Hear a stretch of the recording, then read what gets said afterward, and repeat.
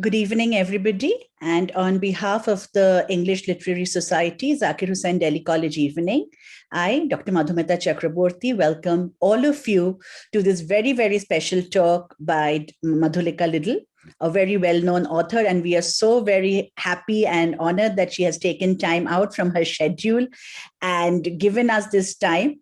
Many of us who are such, readers of detective fiction have really been taken in by the Muzaffar Jang stories. And I mean, I've read a couple and now I have just purchased the entire lot, which has arrived, through Amazon a few days back. So that's going to be what hopefully some kind of holiday reading over the next few weeks.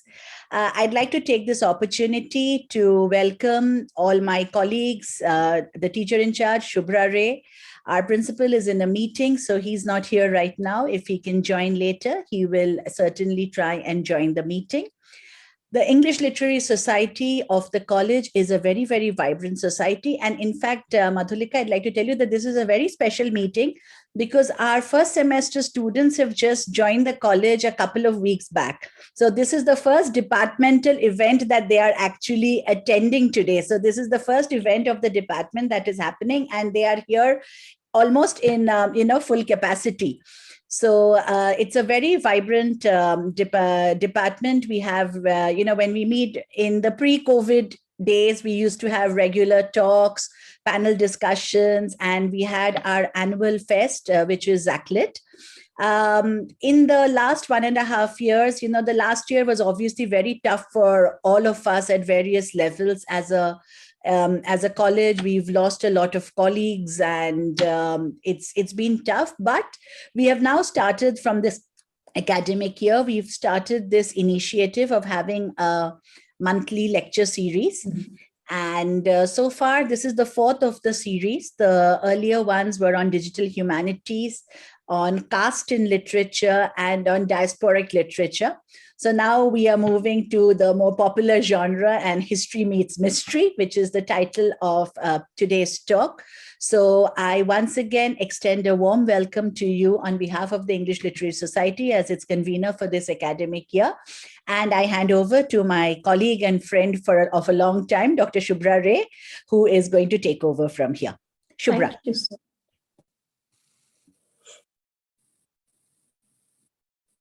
Shubhra, you're muted. I'm so sorry. Sometimes you miss that, that signal that you're muted. So welcome once again, Madhulika, and thank you, Madhumitadi. A warm welcome to everybody. As Madhumitadi said, we've read her work, so she needs no introduction. But nevertheless, here's a small one, a brief one. Madhulika Liddle is a novelist and award-winning short story writer. She's best known as the author of the Muzaffar Jang series about a 17th century Mughal detective, though she also writes in other genres and across themes, ranging from black humor to social awareness, from crime to romance. She was the first Indian to win the Commonwealth Broadcasting Association's short story competition in 2003, and the first Indian to be longlisted for the Sunday Times EFG short story competition, the world's richest short story prize in 2016. Her latest book, The Garden of Heaven, is the first novel of the 4-book The Delhi Quartet, which covers the story of a group of interconnected families against a background of 800 years of Delhi's history, beginning with the establishment of the Delhi Sultanate and ending with partition. She also blogs about classic cinema, food, and travel. The talk for today, which is titled History Meets Mystery, Exploring Historical Detective Fiction. For this talk, she will be speaking about her engagement with history and the way in which she brings it alive in the form of detective fiction with its characteristic need for a resolution and its immediacy. She will also be reading from her book, The Crimson City, which incidentally is prescribed for our students, where Muzaffar Jang deals with a serial killer in the Delhi of 1657. So it's over to you now, Madhulika. Could I request you to make your presentation? Good evening, and thank you so much for inviting me here. It's a real honor to be able to meet all of you and to be able to talk to you. Since Shubhra has already said so much about me, all very flattering, thank you so much. And so I won't waste any more time talking about myself. So I think let me launch straight away into the lecture and sort of go on about, first of all, what is historical detective fiction? So that is something which people who've not heard of the genre, their first question is, but historical, Sherlock Holmes is also historical, because he's set in a historical period. And to that, the answer is that, if you look at, say, Sherlock Holmes or the Miss Marple stories or Hercule Poirot, these are, yes, they're set in a sort of historical period, but you must remember that when the writer was writing them, when Arthur Conan Doyle was writing Sherlock Holmes, or when Agatha Christie was writing Miss Marple and Poirot, it was contemporary. So historical detective fiction written by somebody in that period is not historical.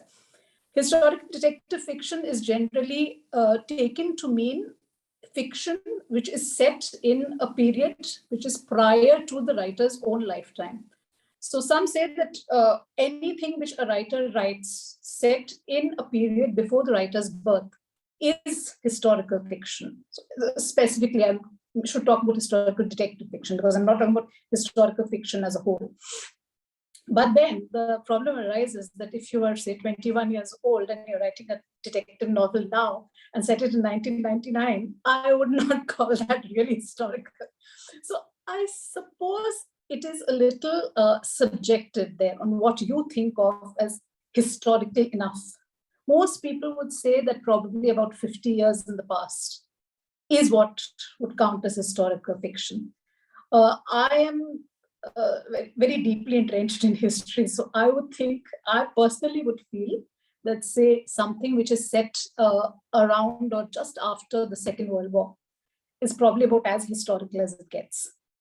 So basically, historical detective fiction is something which is set prior to the writer's lifetime, considerably prior, and which mixes history as well as a detective story. So I think the important thing here to note is that the history as well as the mystery should be more or less sort of equal. There should be an equal emphasis on both. So you need to have a mystery which is good. And you need to have a historical background which is fairly detailed enough and fairly believable enough for a reader to be able to, sort of come away with some grasp of what that period is about. Historical detective fiction ranges across many different eras. So, there are stories which are set in, I've come across stories which are set in ancient Egypt, in ancient Rome, ancient Greece. There's a huge number of stories set across different eras of time in England, for instance. So there is the Tudor period, there is Elizabeth in England, there is much later also, there are some very interesting stories set in the Regency period or beyond. Plus there are stories set in samurai era Japan, there are stories in medieval China. I've even read a very interesting story lately, which was set in pre-Columbian Mexico during the time of the Aztecs. So there is a very wide range of historical detective fiction out there. And I actually grew up, well, not grew up, but when I was in my, say, I think in my late teens, was the first time I actually sort of struck me that what a lot of historical detective fiction there is out there. You see, that was the time my sister got married, and her husband is devoted to historical detective fiction. He has like dozens, he actually has dozens and dozens of series. So it's not just one single book. He has series of them, And I went through the entire series, all these blocks of books.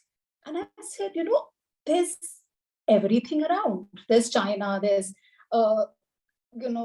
England, there's Egypt, there's whatever. There's no India. There was absolutely not one Indian detective. And I felt really, sort of deflated. I said, there has to be an Indian. We've got such an interesting and, sort of long historical heritage. There should be definitely some period which would have scope for a detective in it. So eventually that was the spark for me. I was just sort of setting out that time. I was beginning to write stories. I was writing short stories and so on various topics. And I decided, okay, let me do some research and let me try and write a historical detective of my own. Now, what happened was that I lived in Delhi all my life.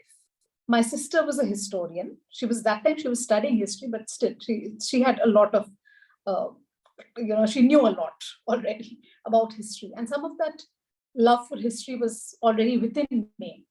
The love for not just history as such, but the history of Delhi. So my sister she's now the convener of the Untitled Chapter. So she knows Delhi very, very well. And because of her, I also got infected with this love for Delhi. And I did quite a bit of research, searching out Delhi on my own, looking at Delhi. And I decided that I'd set my story, my detective, in Delhi. And for me, one of the most interesting parts, sections of Delhi's history is when Shah Jahan first set up his capital in Delhi. What had happened was that after Mumtaz Mahal died, Shah Jahan built the Taj Mahal in Agra, as everybody knows.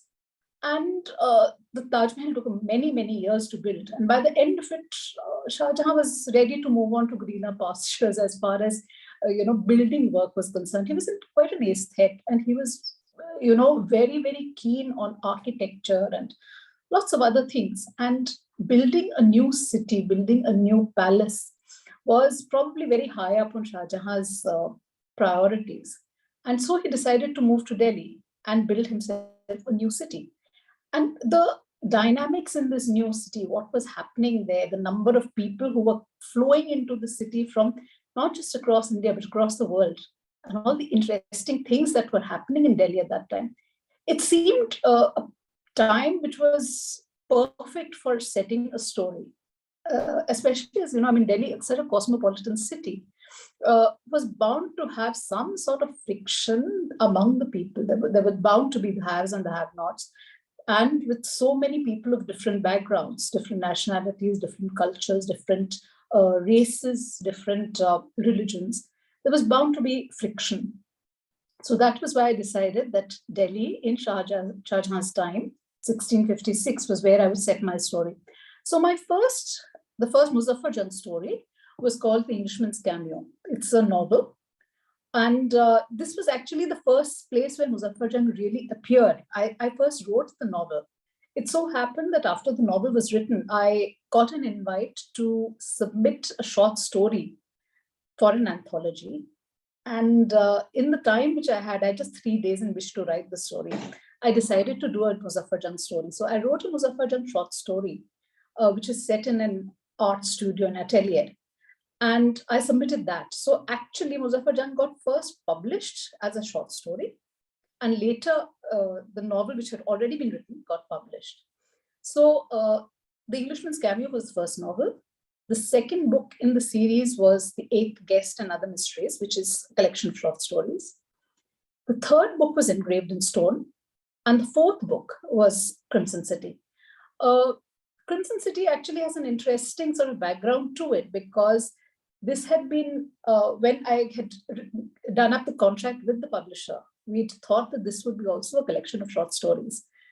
But by the time I was sort of writing this book, my editor told me, she said, short stories don't work. They're just not that good. Why don't you write a novel? So converting a novel converting a set of short stories into a novel was what Crimson City was about. So it turned out to be a couple of standalone stories knitted together with a serial killer in the background. So that was what Muzaffar Jung is about. That is what Crimson City is about. But if I go back into the sort of research which goes into writing historical detective fiction, I would say that research is actually half the work done. The plotting is there. The plotting is there in trying to figure out what is your crime or crimes, what is the motive, who is the the person who's done it, what are the red herrings you'll strew through it, what are the clues you will strew through it, and what will be Muzaffar Jang's deduction. But the research which goes into creating this is also important, because it isn't just a question of doing research to find out what the historical backdrop is like, but there is a lot more.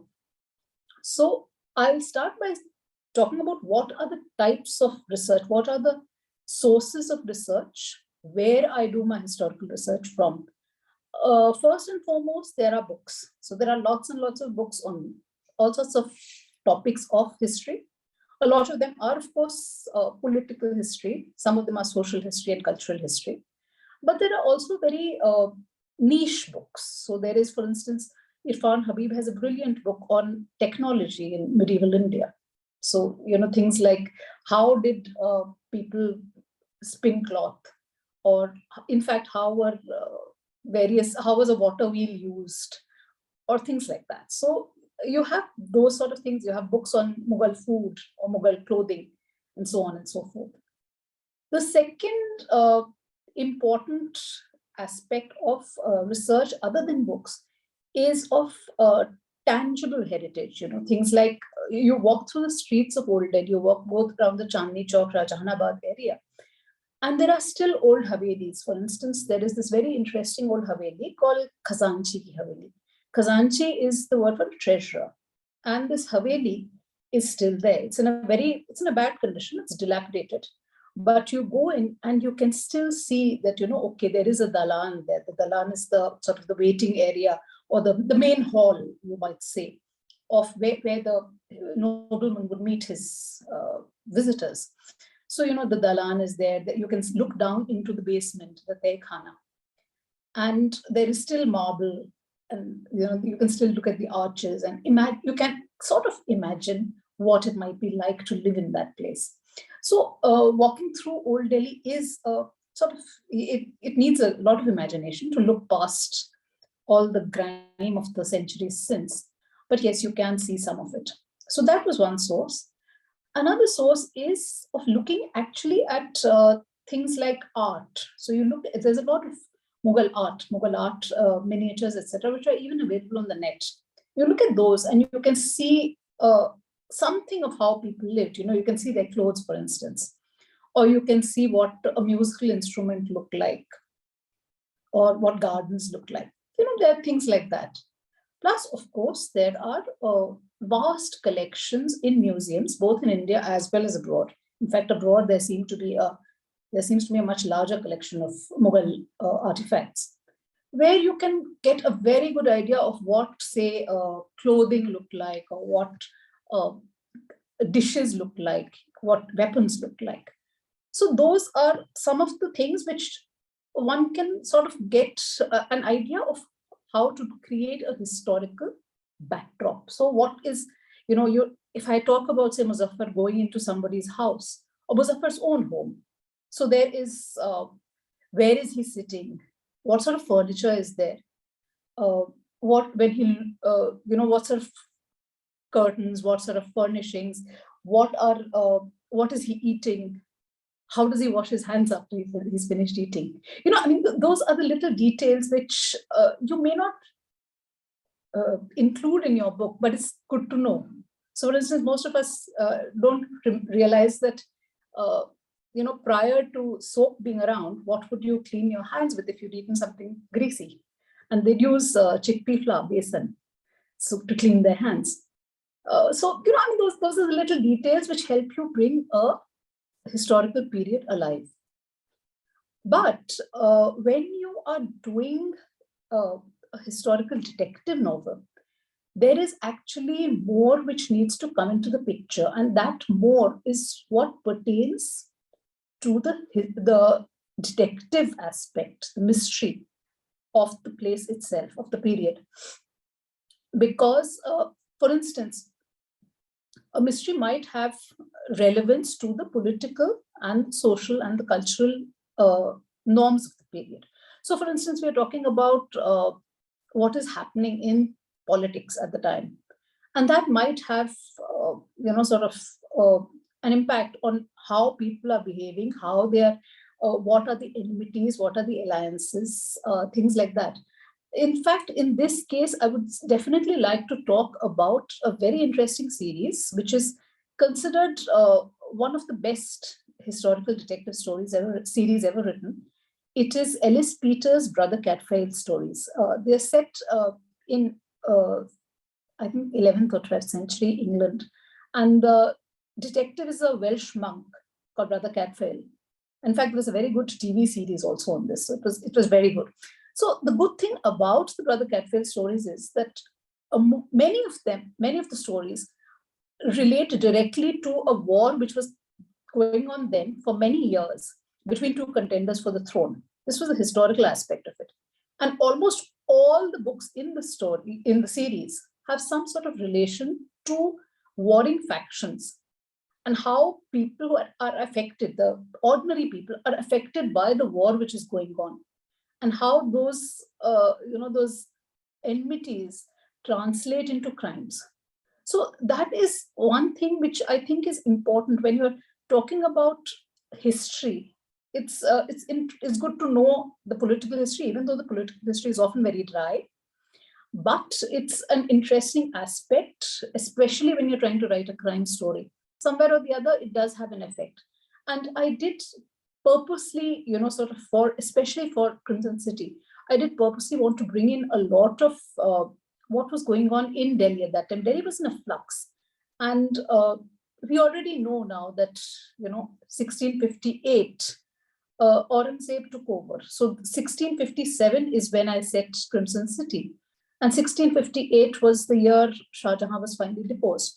So there was a lot of turmoil and turbulence in Delhi also, all over the empire and in its capital, which I wanted to bring in this book. And that, to understand that turmoil and to understand the sort of tensions which were there in the Mughal Empire at that time, I did have to do quite a bit of research into the historical, the political aspect of it. Also, when we come to the detective part of it, there are some more aspects of research which need to be done. One is, what exactly is crime? What is crime? What is counted as a crime in a historical period? So, what happens is that we, living in the 21st century, we have our own ideas of what is crime, what counts as a crime, and how severe is that crime. So, for instance, today, if we say that, okay, there is somebody's been murdered, we know that that is, definitely the most heinous of crimes. And you would expect that, okay, the person who is, whenever the culprit is found, the culprit will be, at the least, will be imprisoned for a sufficient number of years. Possibly, I mean, depending on how severe it is, how many people murdered, etc., they will perhaps even have the death sentence. But if you look at, say, the Mughal period, I was very shocked when I discovered this for the first time. In Mughal India, most crimes, including murder, were punished only by a monetary fee, penalty. So you paid a certain amount of money, and that was it. You had you were punished for your crime. All those ghastly stories we hear about, people being shoved into dungeons for many, many years and being trodden underfoot by an elephant and all. Those sort of harsh punishments were usually reserved only for people who had, say, committed treason, or who had somehow harmed the emperor or the royal family.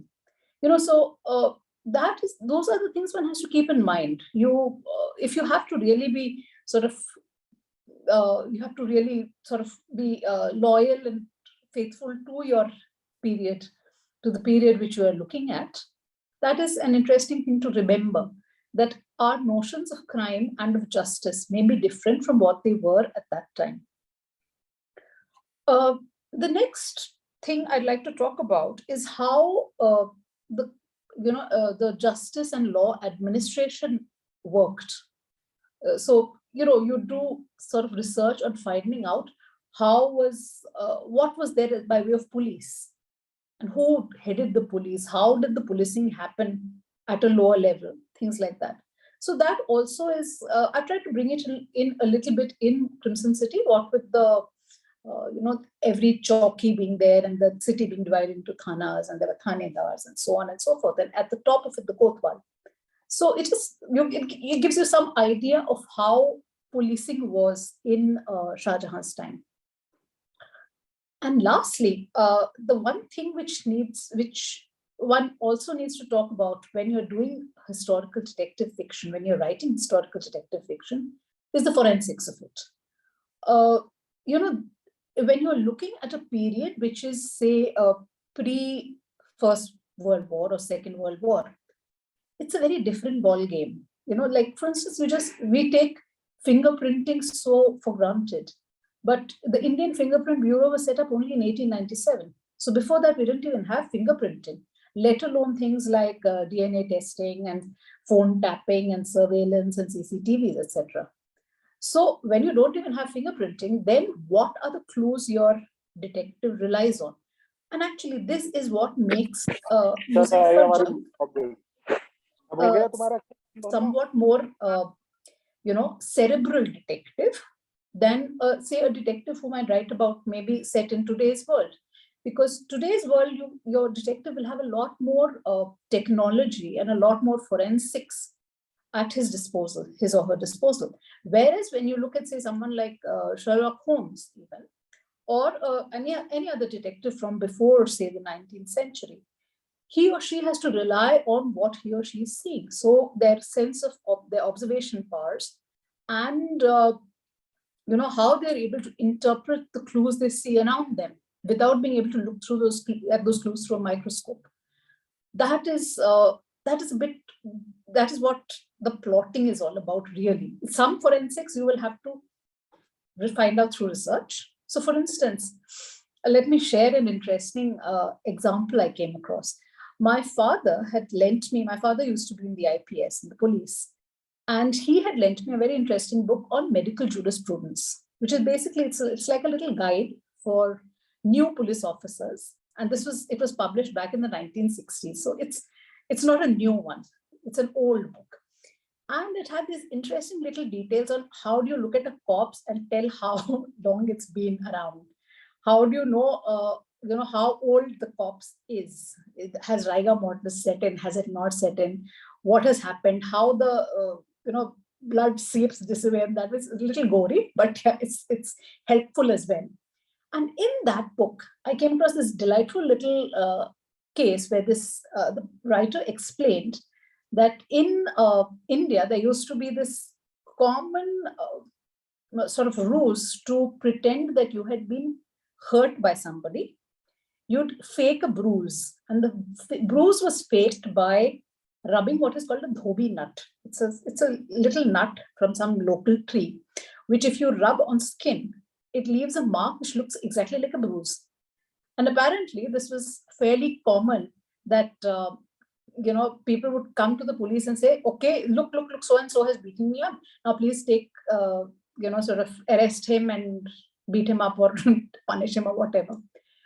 And it would all be because somebody had done a faked a bruise. So this whole thing of the dhobi nut, this is not something you'd come across these days. You would not hear about it. But it was a very interesting example of what might happen in a period, say, like Muzaffar Jang's. So that was, in fact, a little clue which I used in a story in The Eighth Guest. So forensics in the 17th century are another interesting space in which to do research and to sort of include that in historical detective fiction. So anyway, that is what I do when I'm sort of trying to build up a story. A lot of it is, the rest of the story is actually doing the plotting, trying to cut back on the amount of historical detail, trying to balance history with mystery and not letting either of them get too much. And so that is how the stories are written. I think I'm sort of coming to the end of my lecture. So I would like to do a couple of things before I finish. One thing I would like to definitely do is to tell you about some of my favorite historical detective fiction. Some of my favorite detectives from historical detective fiction. The first one was somebody I've already talked about, and that is Ellis Peters' Brother Catfail. They're lovely stories. I think there are more than 20 books, and they're fantastic, all of them. Another one of my favorites is Robert Van Gulik's Judge D series. Robert Van Gulik was a Dutch diplomat who in fact served in Delhi as well during the 60s. And he was an expert on China. In fact, he knew China very well. He learned Chinese, and he had come across this entire series of Chinese detective novels, which were actually based on a real life person called Judge T. And Robert Van Gulik thought that they would make fantastic stories to sort of showcase China and the Chinese art of detective novels to a larger audience. So he wrote these novels, which are partially based on their Chinese counterparts, but are fantastic. You know, they're like, you see China up close. So that is another. Then there is Stephen Saylor, who writes the Gordianus the Finder stories, which are set in ancient Rome. It's a lovely way of looking at ancient Rome and discovering more about ancient Rome. Then there is P.C. Doherty, who writes the Amarotke series. The Amarotke series are set in ancient Egypt, which is, I think they're the only series I've read about ancient Egypt, and they're fascinating.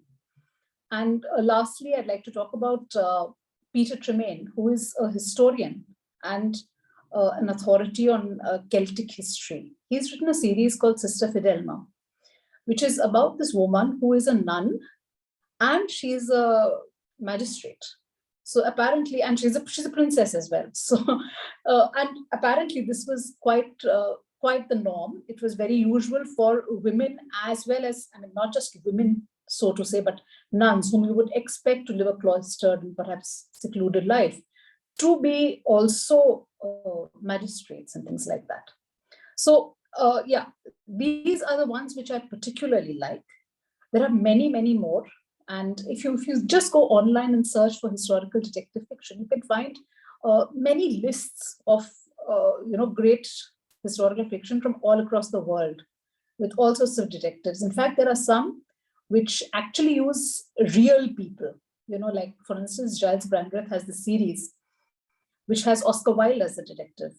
And similarly, there is J. Grubenfeld had a book which had Sigmund Freud as the detective. And also there is, the best which example I can provide of an Indian context is this book which was published earlier this year by Raza Mir. It's called Murder at the Mushaira, in which it's set in 1857. Mirza Ghalib is the detective, and he's helped by Master Ramchandar. So which is, again, I love that book. This is a fantastic book, really fascinating look into 1857 Delhi. And as far as other Indian authors are concerned who do historical detective fiction, there are very few, sadly, because I would love to see more. And among the ones which I've really liked, there is Raza Mir, of course, with Murder at the Mushaira, and I hope he will do some more historical detective fiction. There is also Arjun Raj Gent, who's writing a very interesting series featuring a Maharaja. This is during the Raj days. And this Maharaja is a detective. Then Harini Srinivasan had done a story about, it's called The Curse of Anuganga, which is set in the Gupta period. And Sujata Matsy has a very interesting series called the Parveen Mistry series. Parveen Mistry is set in the 1920s, and she's a lawyer in Bombay. Again, a very good series. So if you want to explore the genre further, these are the books I would really recommend that you start with. So that's what I wanted to talk about. And maybe to end this, I would like to read a little excerpt from this book of mine, the last of Muzaffar Jan's stories, Crimson City. And I'll read right from the end because, I wanted to show that historical detective fiction is not just about sort of evoking the history of the time, and or sort of solving a mystery, which is the entertainment aspect of it. But maybe also it is a reflection on even our times, and our days, and how perhaps we could change our thinking, and we could it might be thought-provoking for us to look at our own setting through this book. So I'll just read a little portion to you. Under a small square canopy of red cloth, held up at its four corners by bamboo poles, sat an old man, his arm resting atop a short stick, his hair salt and pepper, his stringy body devoid of any clothing, even in the chill that still hung in the air. An old man, anywhere between 50 and 70 years of age, but, said his detractors, with the obstinacy and willful evil of an adolescent. Sarmad, said Muzaffar with a brief nod. I should have guessed. He's often to be found here.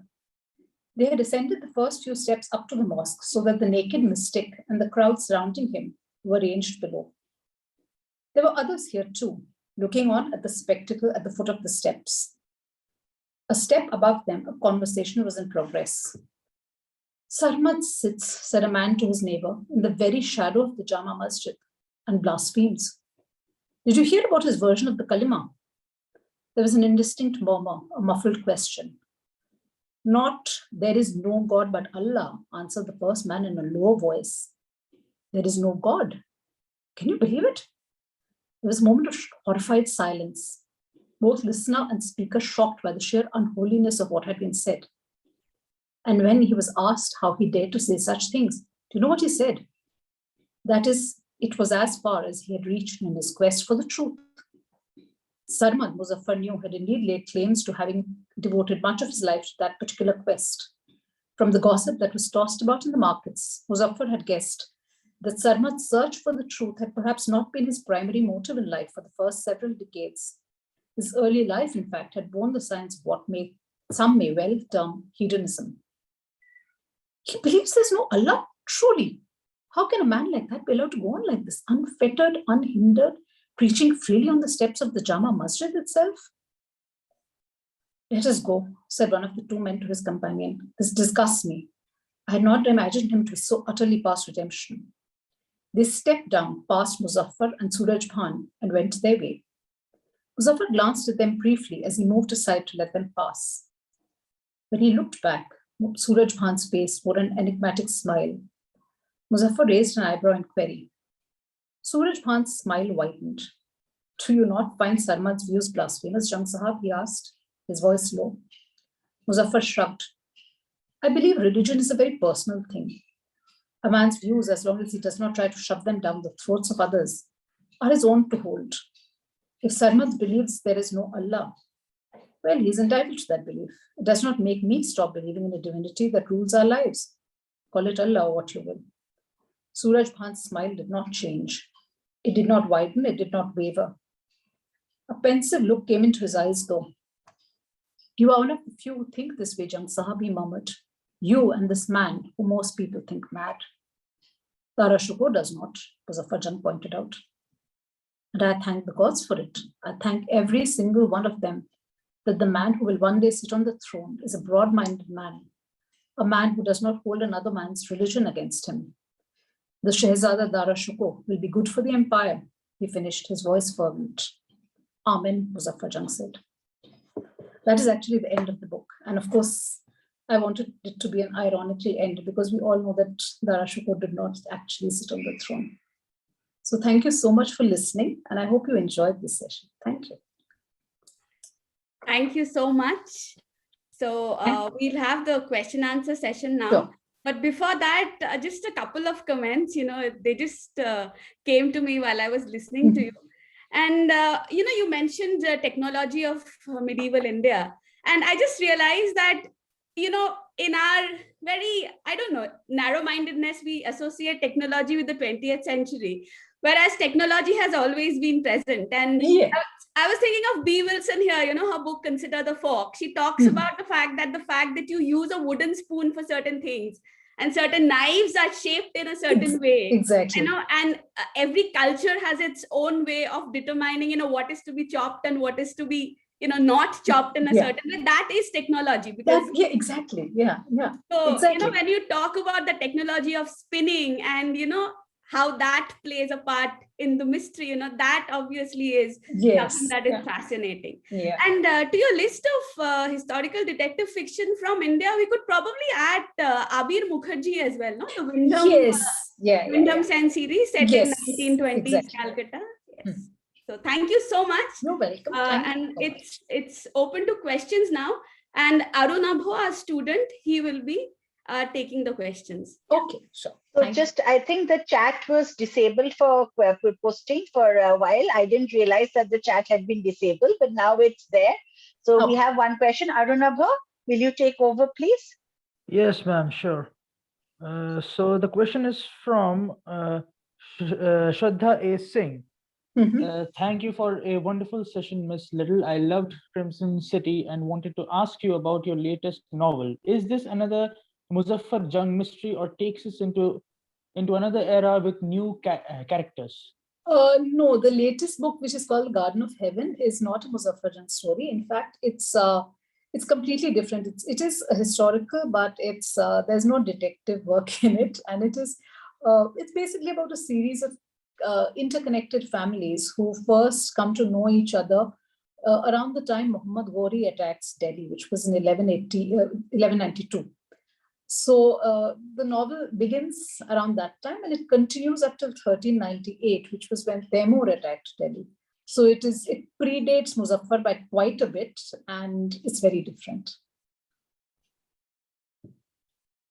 I hope that answered your question.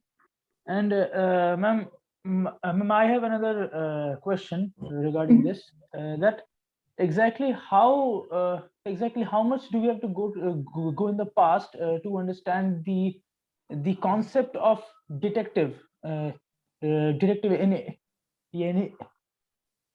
See, I think you could go as far back as you really want to, because in fact, I have read a story a long back. I read a short story which was set in the Australian dream time, which is, it's the sort of pre-European arrival in Australia. So there are Aborigines and they're in, they're sort of by themselves in the wilderness. But there is a little, as long as there is crime and there is somebody who's trying to solve that crime, it is historical detective fiction. So in fact, I've heard where people talk about how you can actually find detective fiction in, say, the Bible.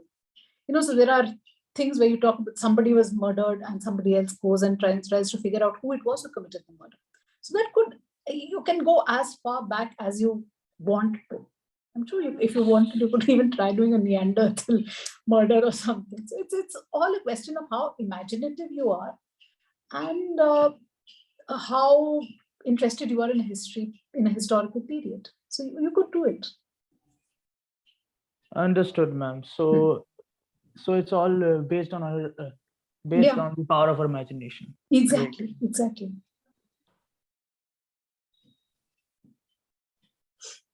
Aruna, there's another. Yes, there is another question, ma'am, by Ronak Khare. Good evening, Madhulika ma'am. Have you ever faced a situation wherein you had to alter a historical fact to fit the plot line?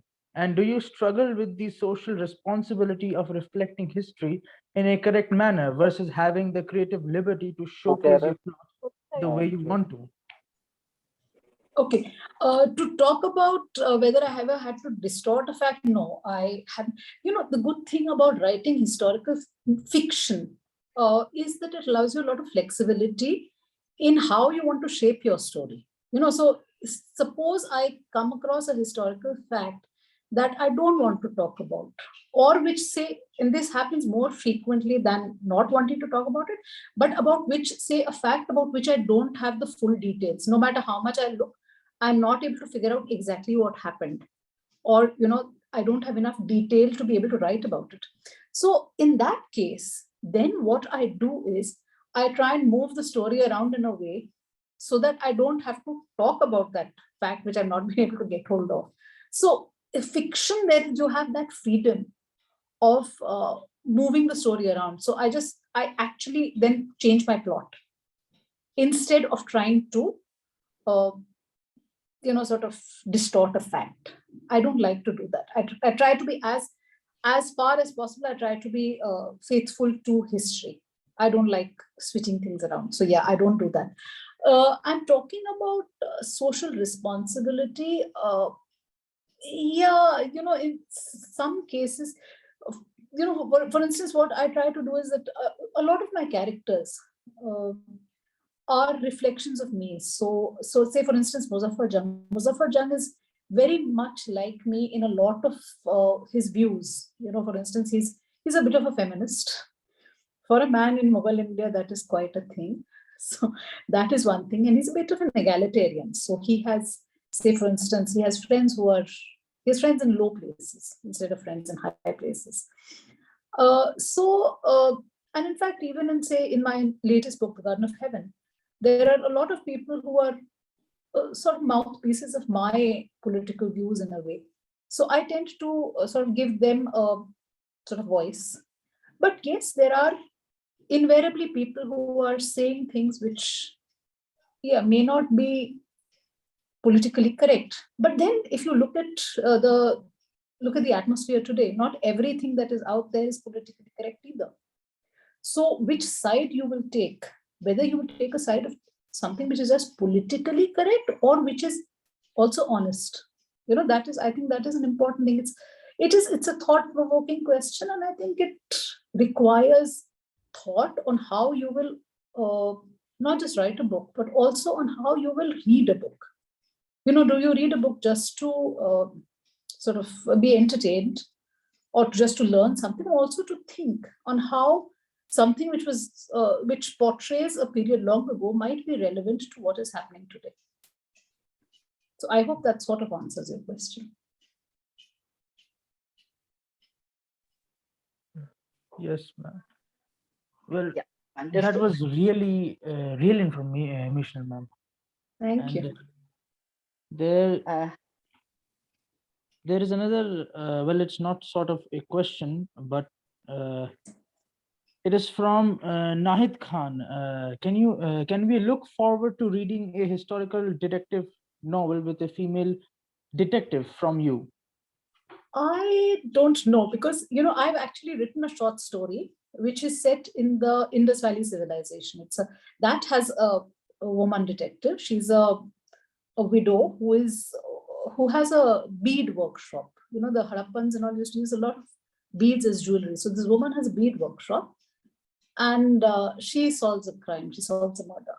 So it's a short story. It's not yet published. I don't know if that will ever sort of, I will have the time to turn it into a novel, but yeah, that is on my radar. So let's see when and if that happens.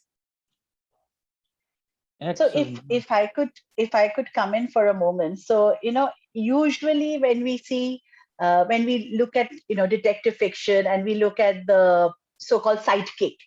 So here in Crimson City, Shireen is kind of the, the newlywed Muzaffar Jung, and Shireen she has this very intriguing and integral role here, because she can go into spaces where he cannot go into, given the, the Mughal period and the parda and the restrictions on entry. So, maybe a detective who does have those liberties, a female detective like Shireen, who has these kind of liberties to go into spaces which are excluded for the others. I mean, it's just an observation. It's yeah, no, but what would happen there is that there is another little sort of caveat over there, because this woman would not be able to go to a lot of places when Muzaffar can go. Yes. So maybe actually Muzaffar and Shireen make a good pair together. Absolutely, they do. GJV Prasad sir is there, and he's saying something. Sir, where are you? If you could turn on your video, we'd love to see you. Yes, I would love to see you. I mean, GJV Prasad sir has been Shubhra's teacher, my teacher, so it's so nice to see him here. Professor He's Prasad been- says that Yes. hope your Muzaffar Jung series will continue, so Let's see. I wonder. Absolutely. I don't know why. We'd love to see you. I don't know why the video is not coming on. Let me just check.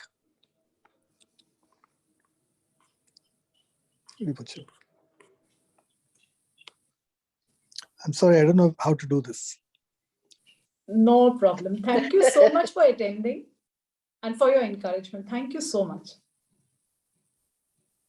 In fact, it was Professor Prasad who first introduced me to Muzaffar Jung. I mean, earlier this year when I was, struggling with COVID, he said, read this, it'll make you feel better.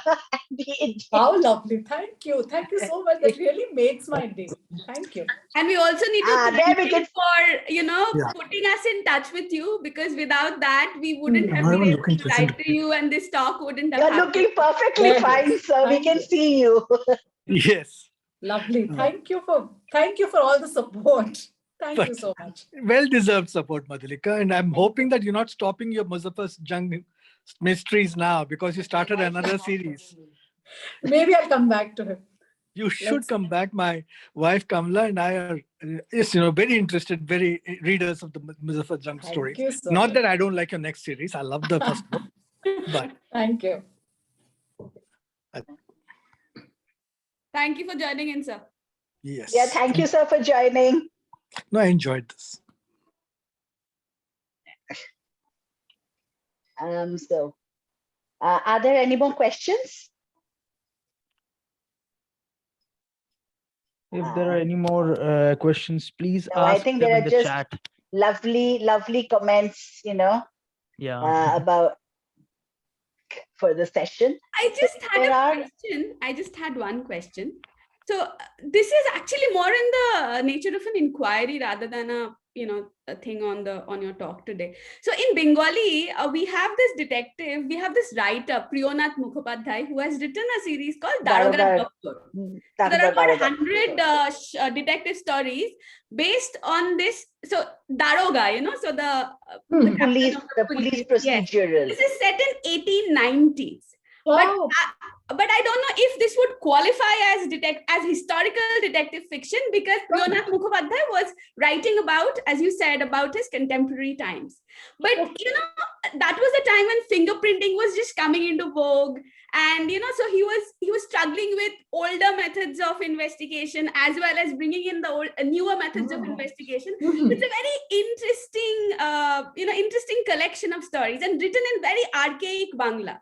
It's not, your modern Bangla at all. So it makes for a very interesting read. And it's not translated into English? I don't know. Oh. I don't know. But in fact, it's not translated into English, but it does serve as the inspiration for a lot of the early Hindi detective novels that we get, because they are there. So there are stories about how, the early Hindi detective writers actually traveled to Kolkata to pick up these novels by Priyonath Mukherjee, and then they came and then they wrote, they translated those or adapted those into into Hindi. So the Hindi detective novel of the late 90s, early. About that.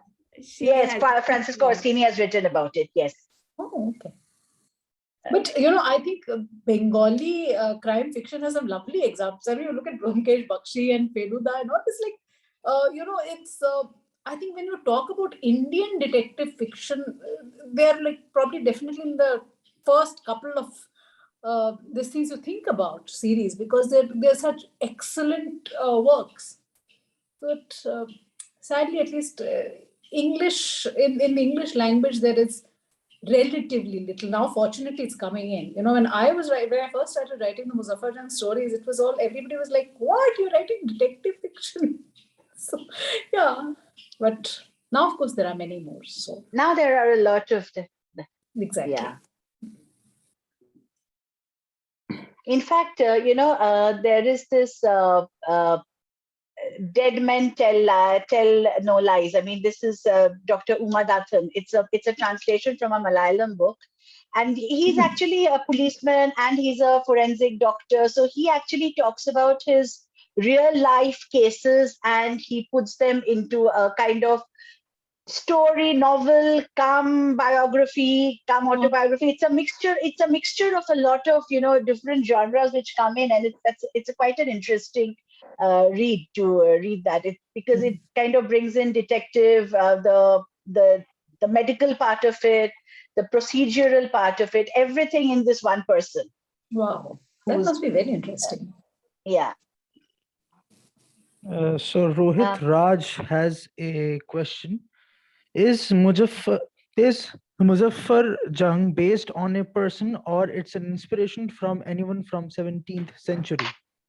No, Muzaffar is no. In fact, I always say that Muzaffar is really not a 17th century man. He's a 21st century, 20th century man, because he has views which are very contradictory to what a 17th century Mughal person would feel. Mughal society, for instance, was very stratified. And a Mughal nobleman, a Muslim Mughal nobleman, would not, for instance, have a boatman for a friend. He would probably have not just one wife, but maybe several wives. And he would not, his wife would not be sort of helping him in his work and things like that. And a Mughal nobleman would not be stooping, actually, I would say, stooping to investigate murder and crime. So in a lot of ways, and in fact, the sort of progressive ideas which Muzaffar Jung has, he's not a 17th century man, he's a 21st century man. And I wrote him because I wanted him to appeal to a 21st century audience. And in more ways than one, Muzaffar is like me. So he's a reflection of me. So I am probably the inspiration for Muzaffar. Well said. Thank you. Thank you. Thank you so much. So if there are no other questions, can I invite my colleague, Dr. Moshina Muzammil, to please propose the formal vote of thanks. Thank you so much. And before we leave, we have to take the photograph. So good evening, Good evening. Madhulika ma'am. I loved your talk. Before I go into the formal vote of thanks, I'd like to just say a few things, a few observations. I loved your talk. It was very interesting. Thank you. So the first thing that first time I got to know about this thing was when I read Amitabh Ghosh's Calcutta Chromosome. And there was this journey into this world of medicine and a look into the entire medical history of malaria and such other epidemics through the eye of a fictional character. And it gives so much of scope to a writer, like the way you said, very honestly, you have admitted the fact that fiction gives you that freedom to explore what history might just not give you, because then there you get into those areas which might be controversial.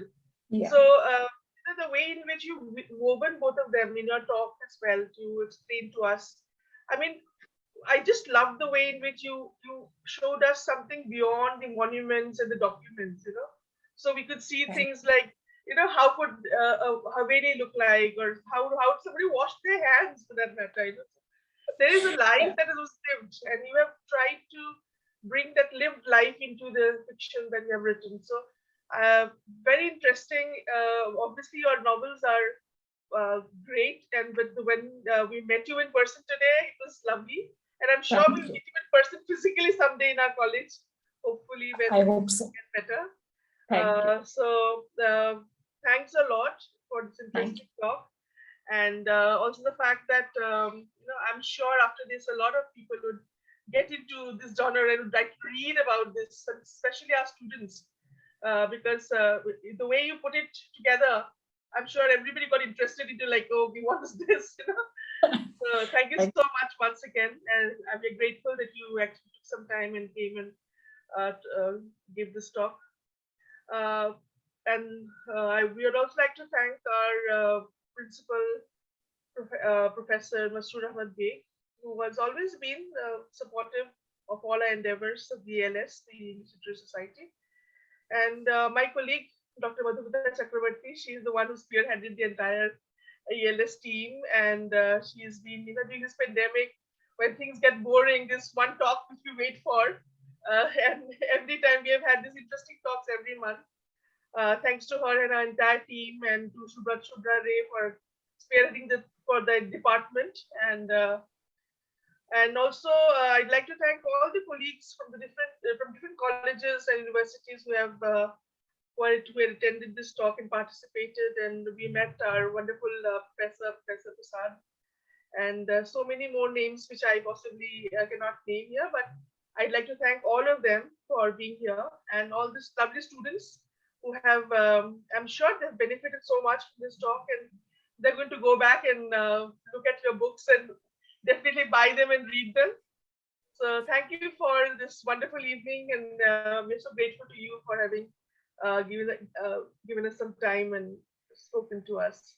Thank you so much. Thank you for inviting me, and thank you to everybody who attended and who was so encouraging and supportive. Thank you so much. It was a lovely talk for me to give, and I'm really grateful to all of you. Thank you so much. Thank you once again. Thank you so much. And now we would request everybody to please turn on their videos for a moment so that we could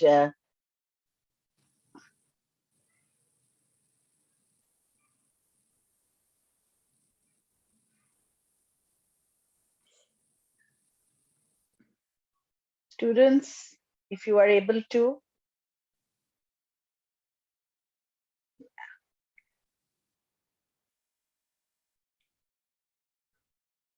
Just waiting for the videos to turn on.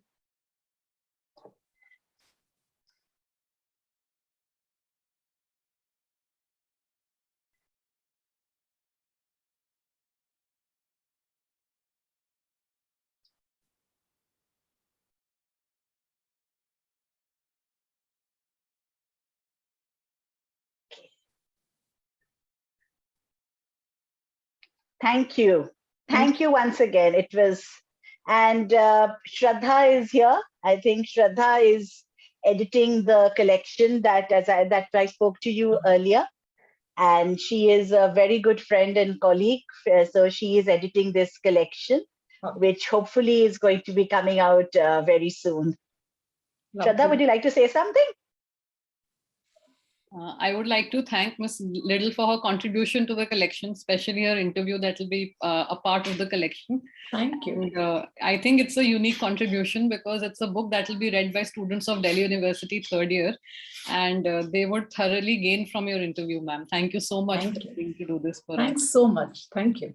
Thank you. Thank you, everybody.